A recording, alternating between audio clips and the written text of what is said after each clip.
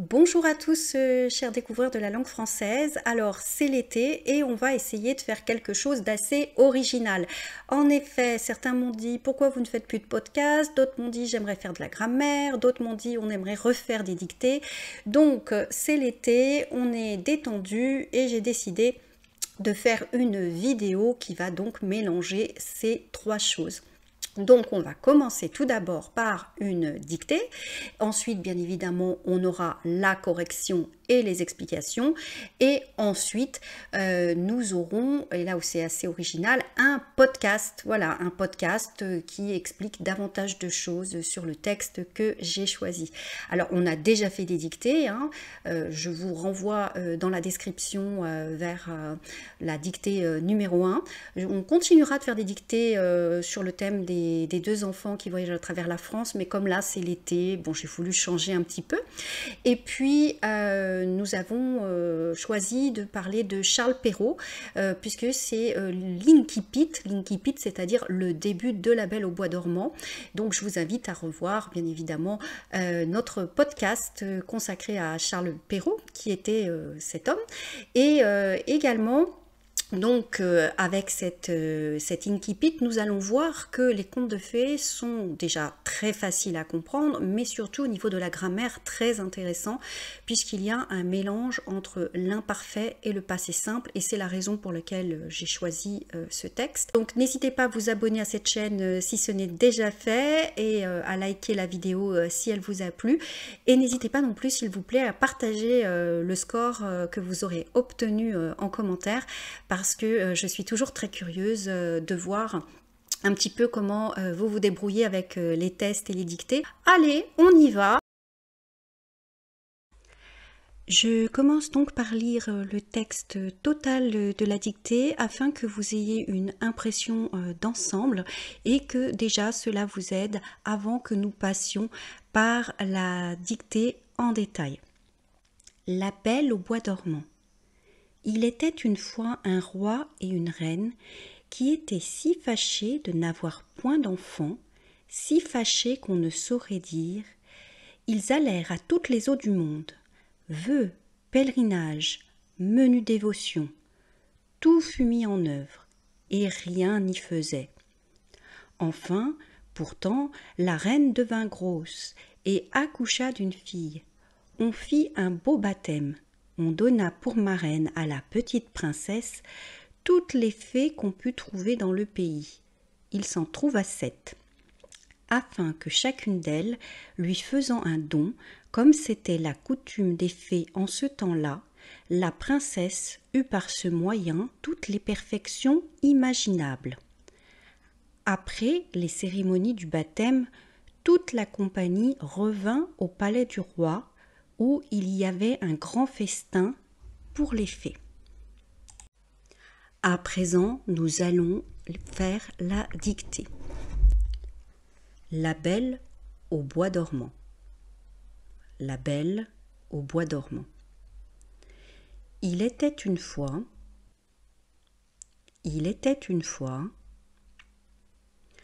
un roi et une reine, virgule, un roi et une reine, virgule.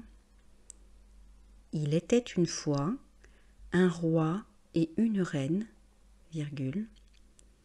Il était une fois un roi et une reine, virgule, qui étaient si fâchés, qui étaient si fâchés, qui étaient si fâchés,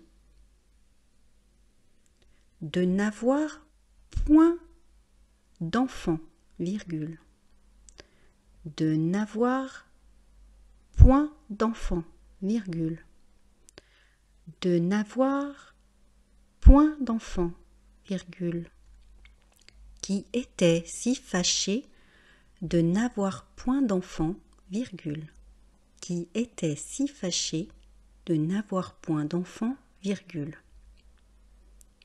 Si fâché, si fâché, si fâché,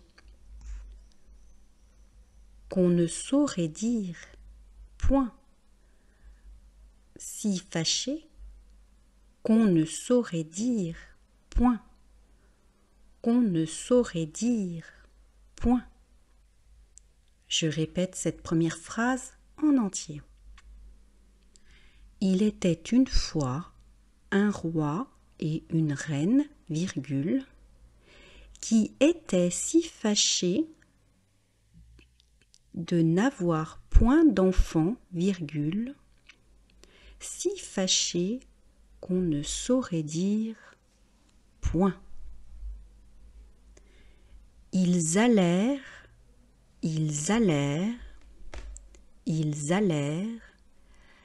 à toutes les eaux du monde, à toutes les eaux du monde, à toutes les eaux du monde. Ils allèrent à toutes les eaux du monde. Ils allèrent à toutes les eaux du monde.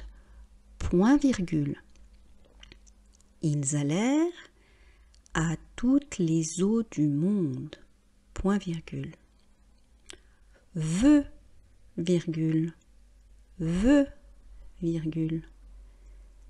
Pèlerinage, virgule. Pèlerinage, virgule. Menu dévotion. Menu dévotion. Menu dévotion, virgule. Tout fut mis. Tout fut mis. Tout fut mis. En œuvre, virgule. En œuvre, virgule. Tout fut mis en œuvre, virgule. Tout fut mis en œuvre, virgule. Et rien, et rien n'y faisait, point. Et rien n'y faisait, point. Et rien n'y faisait, point. Je répète cette deuxième phrase. Ils allèrent à toutes les eaux du monde, point virgule. Vœu, virgule. Pèlerinage, virgule. Menu dévotion, virgule.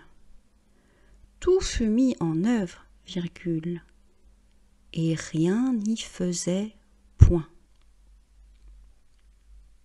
Enfin, pourtant la reine devint grosse.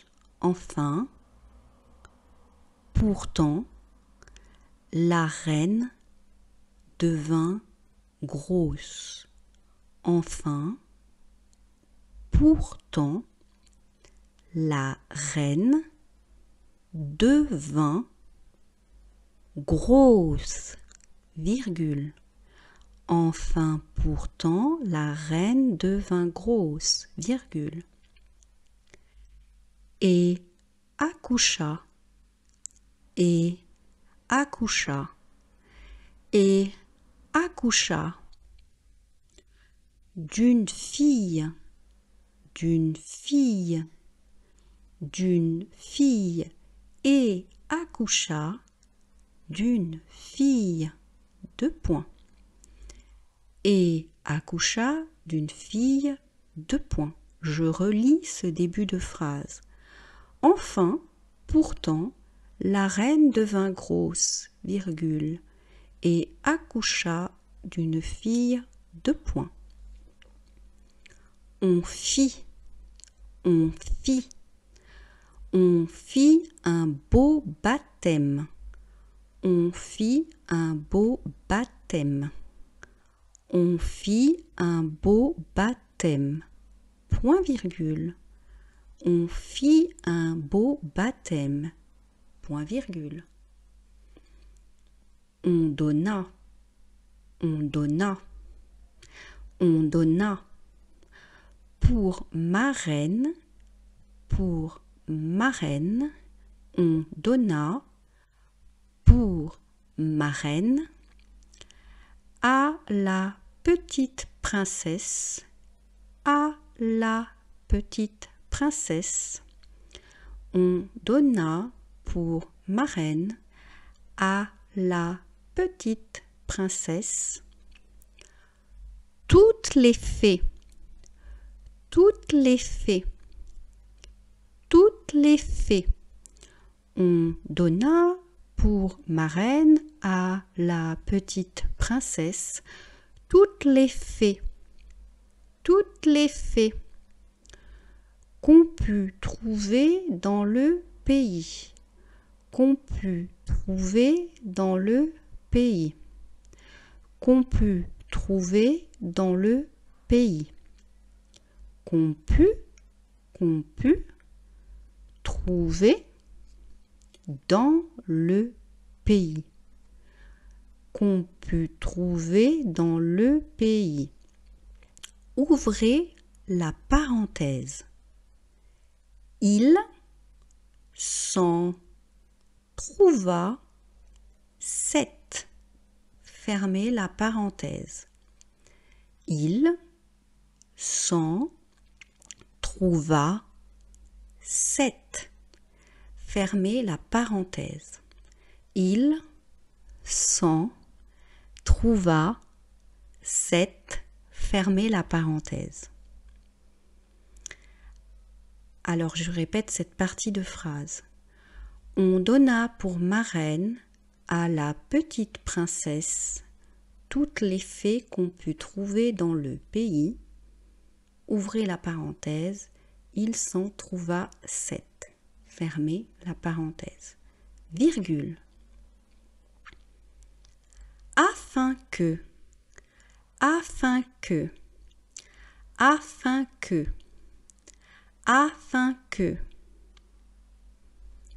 chacune d'elles, afin que chacune d'elles, afin que chacune d'elles, lui faisant un don,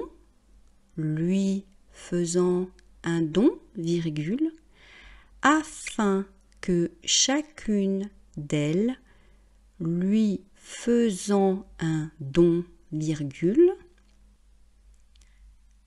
comme c'était la coutume,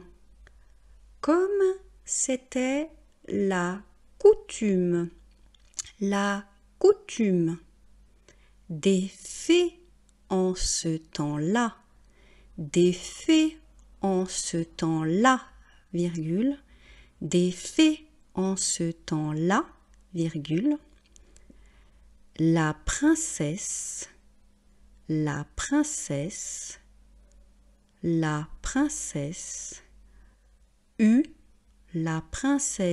eut, par ce moyen,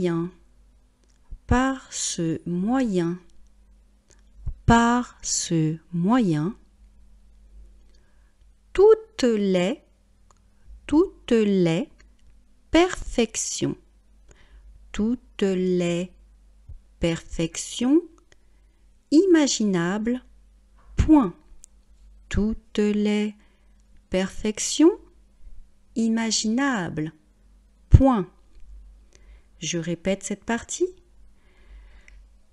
On donna pour marraine à la petite princesse toutes les fées qu'on put trouver dans le pays. Ouvrez la parenthèse, il s'en trouva 7. Fermez la parenthèse, virgule, afin que chacune d'elles lui faisant un don, virgule, comme c'était la coutume des fées en ce temps-là, virgule, la princesse eut par ce moyen toutes les perfections imaginables, point. Après les cérémonies du baptême, après les cérémonies du baptême, après les cérémonies du baptême, après les cérémonies du baptême, toute la compagnie, toute la compagnie, toute la compagnie, toute la compagnie revint au palais du roi, revint au revint au palais du roi, revint au palais du roi, revint au palais du roi, revint au palais du roi, virgule. Après les cérémonies du baptême, toute la compagnie revint au palais du roi, virgule. Où il y avait, où il y avait, où il y avait un grand festin, un grand festin pour les fées, un grand festin pour les fées, pour les fées. Point final. Je relis. Après les cérémonies du baptême, toute la compagnie revint au palais du roi, virgule, où il y avait un grand festin pour les fées. Point.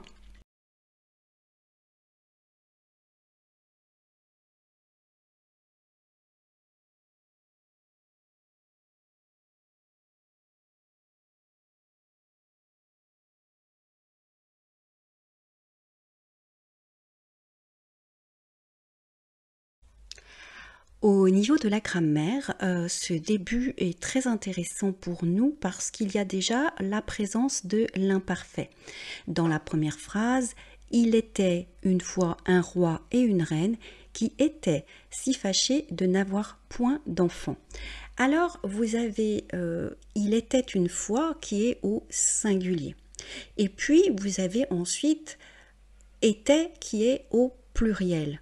Pourquoi? Eh bien parce que le roi et la reine sont concernés, ils sont donc deux personnes et c'est normal de conjuguer au pluriel le verbe. Donc ENT qui est ici la marque du pluriel et on ne le prononce pas. J'ai encore des élèves qui disent étéant parce qu'ils pensent qu'il faut prononcer toutes les lettres. Or, en français, on ne prononce pas forcément toutes les lettres. Donc, même avec la marque du pluriel ENT, on va donc prononcer était. Dans ce texte, bien évidemment, ce qui nous intéresse aussi, c'est la présence du passé simple. Ici, le passé simple est utilisé parce que l'on fait un récit et que ce temps est notamment utilisé dans les œuvres littéraires. Et vous avez ici plusieurs fois le passé simple. Ils allèrent à toutes les eaux du monde. Allèrent au pluriel, puisque c'est le roi et la reine, c'est la forme du passé simple du verbe aller. Autre tournure très intéressante, tout fut mis en œuvre. Donc ici, nous avons une forme passive. Tout fut mis en œuvre, cela veut dire que tout simplement, les personnes qui travaillent pour le roi et la reine ont essayé d'organiser et de faire des actions afin que le roi et la reine puissent avoir des enfants. Et parmi ces actions, on vous dit, ils allèrent à toutes les eaux du monde.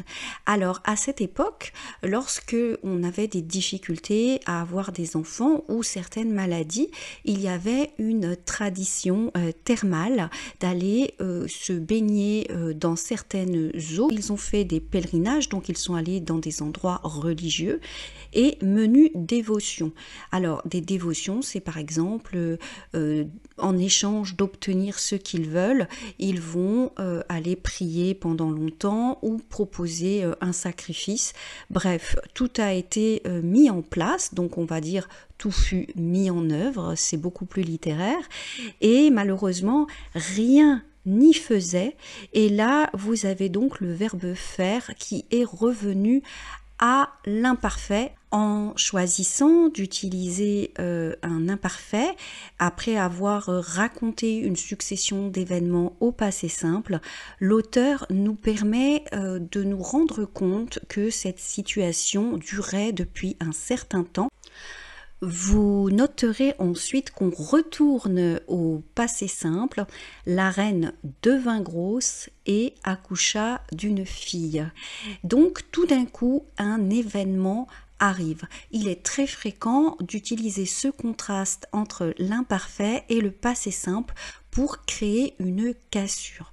La reine n'arrivait pas à avoir d'enfant et subitement elle devint grosse. Alors à l'époque, devenir grosse, ça ne veut pas dire qu'elle avait pris du poids, cela veut dire qu'elle était enceinte. Alors on a également accoucha d'une fille, donc le verbe accoucher au passé simple, et on fit un beau baptême. Donc ici c'est la forme du passé simple du verbe faire.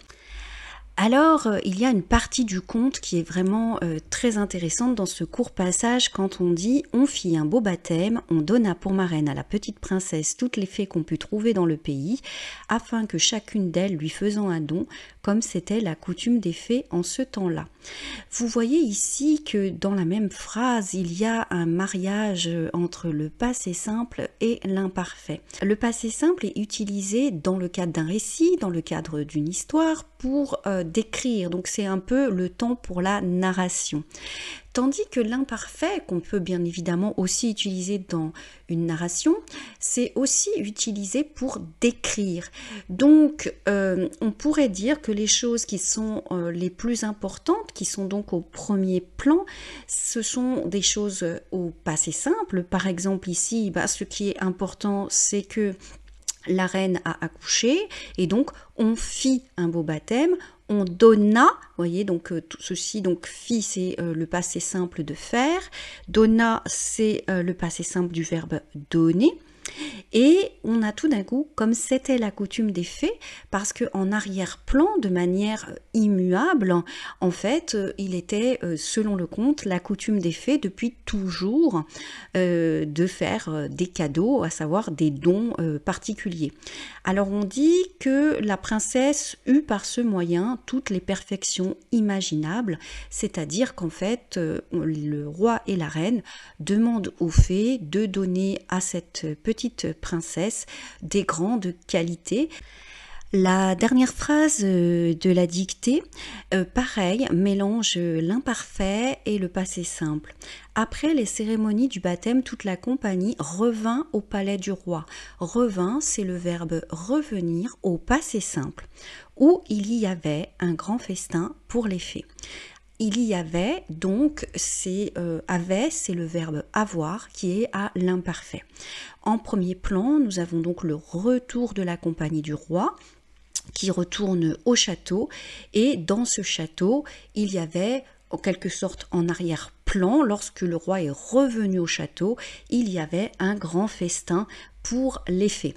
Voilà un petit peu une façon de montrer qu'il y avait toujours du mouvement en fait dans ce château. Quand la compagnie du roi revient, eh bien en fait vous avez un événement qui était en cours de déroulement.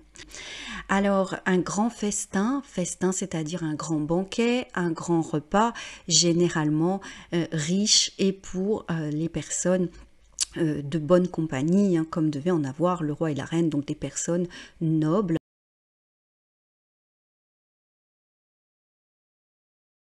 Alors parlons un petit peu de ce conte La Belle au bois dormant. Il est extrêmement connu et il a été adapté dans de nombreux films, dessins animés et il a également été classé parce qu'il existe une classification des contes de fées. Vous savez qu'il existe des contes de fées dans le monde entier et donc La Belle au bois dormant fait partie d'un conte de type 410, AT 410 et donc c'est un conte de fées en relation avec l'épouse. En fait c'est une classification qui s'appelle la classification Arne-Thompson et qui est une classification internationale des contes de fées afin de trouver les contes types et c'est hyper intéressant quand vous avez envie de partager des contes de fées avec vos enfants, avec votre famille, ou même pour vous, hein, pour votre culture personnelle, et vous ne savez pas tellement de quoi va parler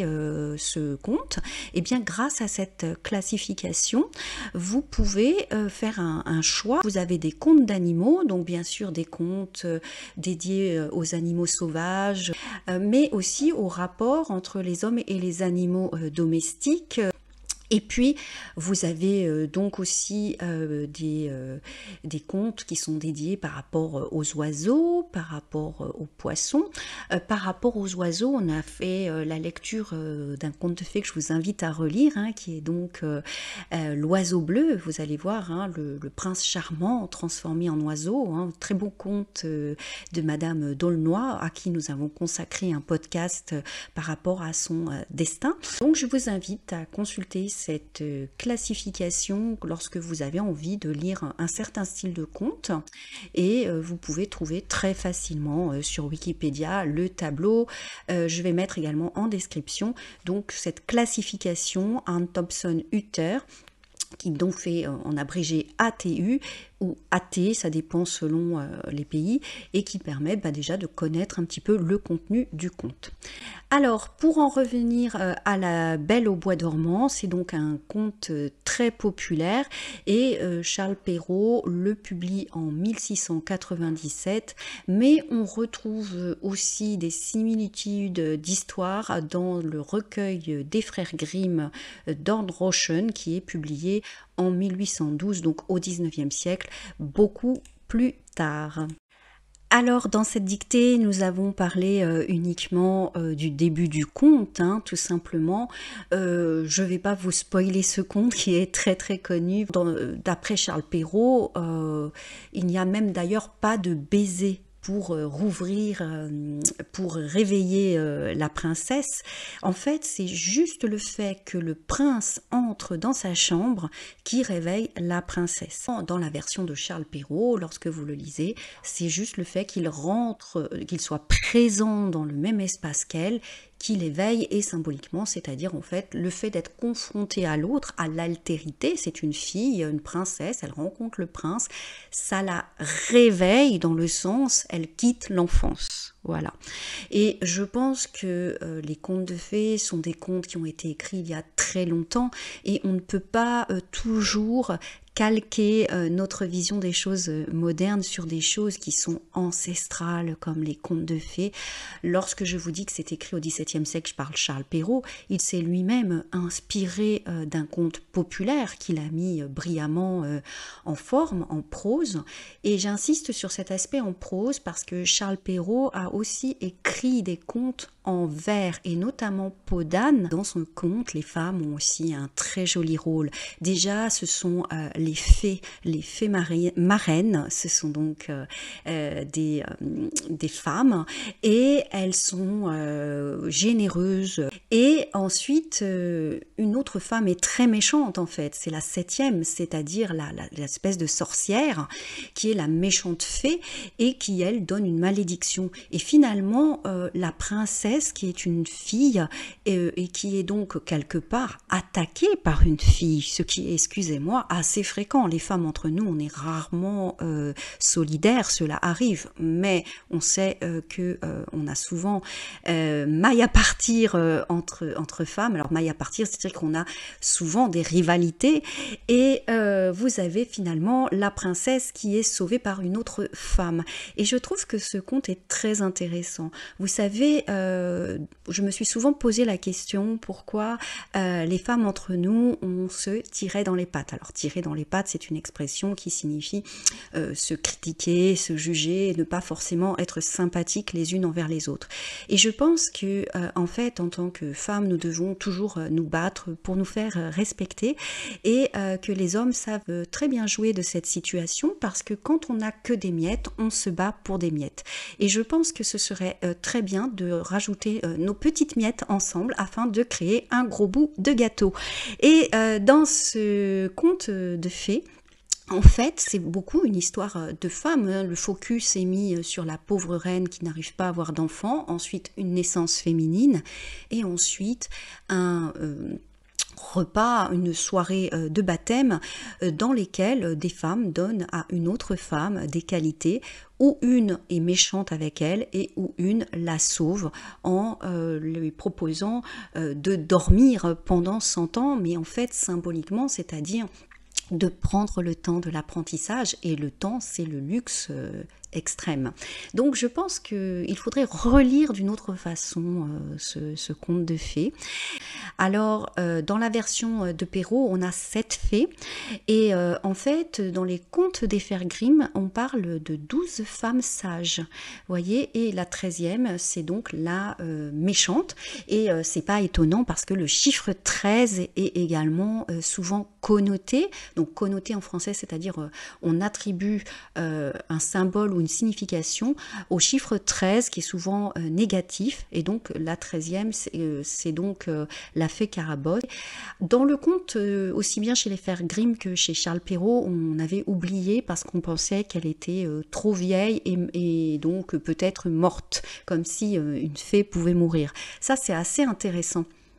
Et cette idée que les fées puisse décéder, alors qu'en fait elle n'était pas du tout morte, et donc du coup de colère, et surtout parce qu'elle est vexée qu'on ne pense plus à elle, elle décide de ne pas donner un don. Et vous voyez cette colère et cette jalousie, excusez-moi, mais certaines femmes sont un petit peu comme ça, ah je suis blessée, tu ne m'as pas invitée à ta fête, alors je ne te souhaite pas que du bonheur. Ça existe, et donc je trouve que le conte de fées est vraiment très réaliste et nous parle à travers les âges.